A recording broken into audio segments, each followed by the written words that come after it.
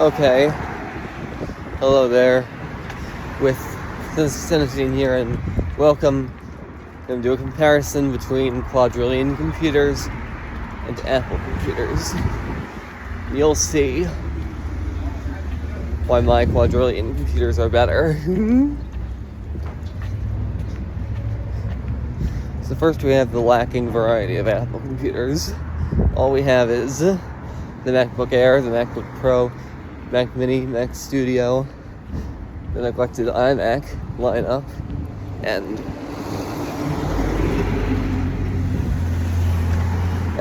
the Mac Pro, of course. But the Mac Pro doesn't. There's news that's hinting towards it being like not having a bright future.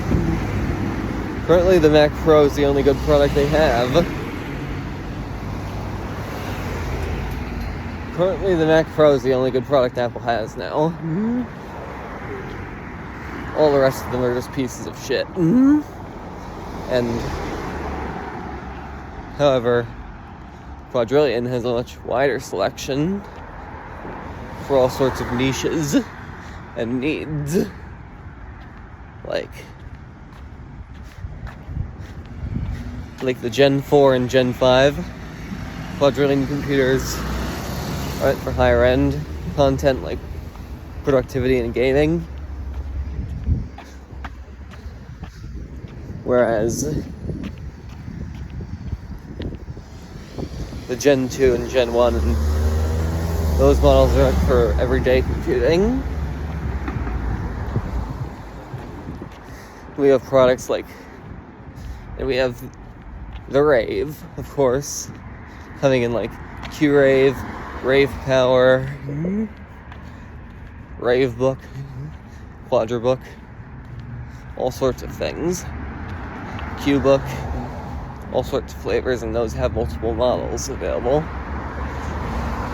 And all sorts of numberings from 3,000s to 9,000s on the higher end models, and then the lower end models use like 5,000, 6,000, 7,000, 8,000, and 9,000. Whereas the 7 through 9,000 on the lower end models uses AMD's Socket F.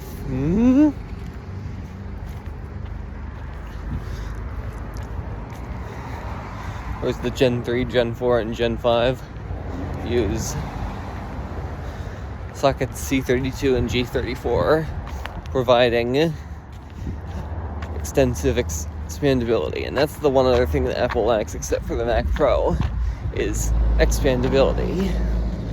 This is something Apple needs to fix with their next CEO after Tim Cook resigns soon. I mean, the Quadryllion computers, all of them are expandable. Even the Q devices that compete with the I devices are expandable. Even the MP3 players that compete with the iPod, which they got rid of.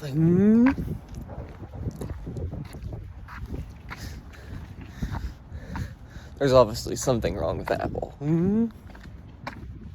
Except for the software. The software is a dream, whereas the Quadryllion software is slightly better. Even better.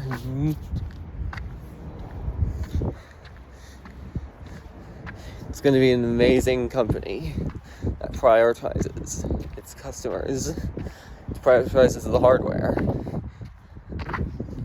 Mostly the computers, not so much the smartphones and tablets. So we actually do what the customer wants. We give them what they want. We don't just treat them like crap, just like Apple, Microsoft, and Google do. It even says that on the box, is that we care about the customer, unlike Apple, Google, and Microsoft. And Apple's Macintosh, they don't include accessories in it anymore, except for the stickers. Whereas Quadryllion, the Rave, we do include accessories. I don't know, did people complain about there being accessories bundled with their computers? Is that why they stopped? No, I don't think so.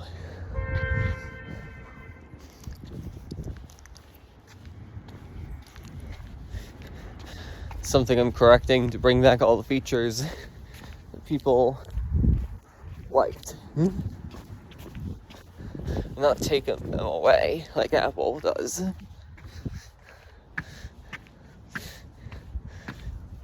Meaning that the Q phone is going to have a headphone jack on it. It's going to even have USB Type A.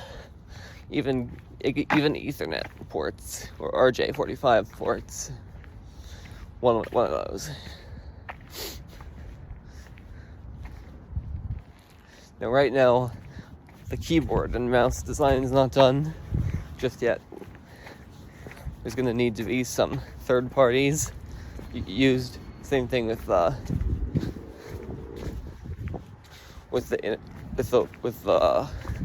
internet that competes with Apple's Airport. And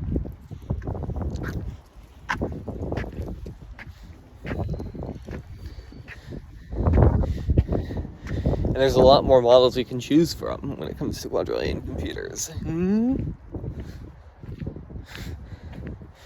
Let me get to the processors that are 3D stacked, have a lot more cores than Apple's processors do, and run at faster speeds, with the more powerful bulldozer cores in the high-end models, which come with up to 32 high-performance cores that run at high clock speeds.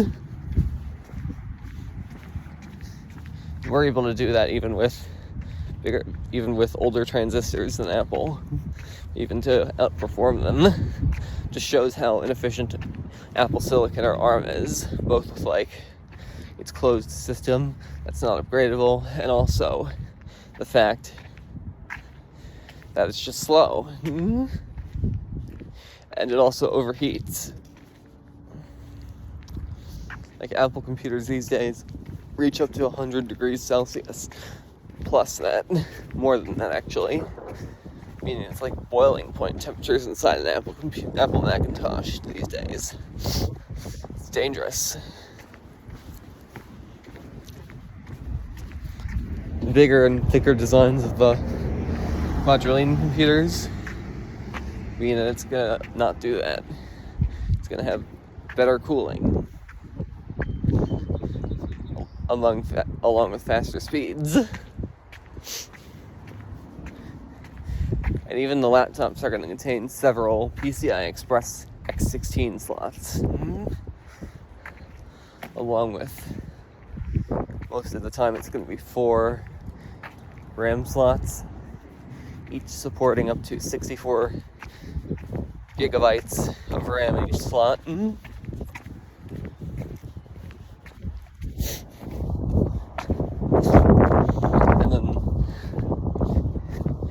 SSDs remain the premium, but mechanical hard drives are still an option. And when comparing them to Windows computers, you see these Windows computers run Windows 10 and 11, the ones on the market now, and they just suck because of that. Mine are going to be running Windows 7, XP, Vista, and Linux operating systems as options. Right now my computers are Windows 7 ready, as that's the thing I am ready to use on them and have everything I need with it.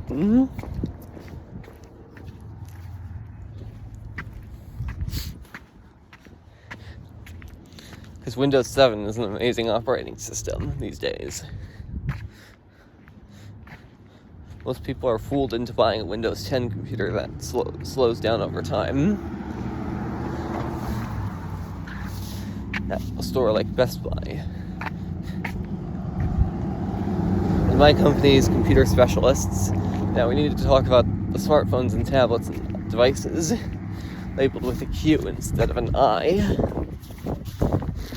differentiating it from Apple.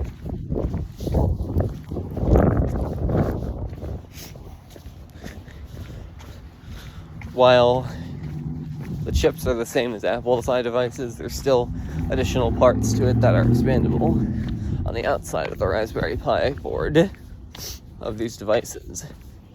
Even the MP3 players, like the one that competes with the 3rd gen iPod Shuffle, even that is upgradability.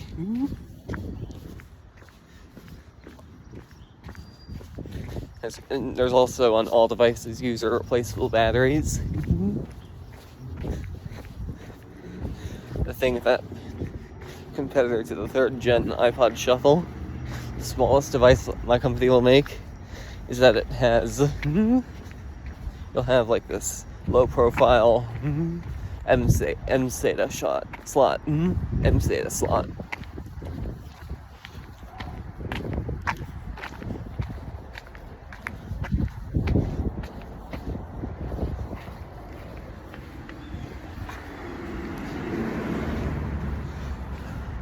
And then the phones will feature overclocked ARM Cortex A53 and A72 CPUs.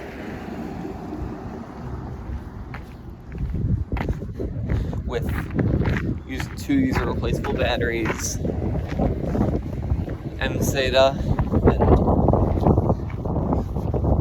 DDR4 to DDR5 RAM slots.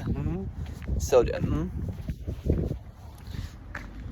Along with MXM for GPUs, mobile GPUs.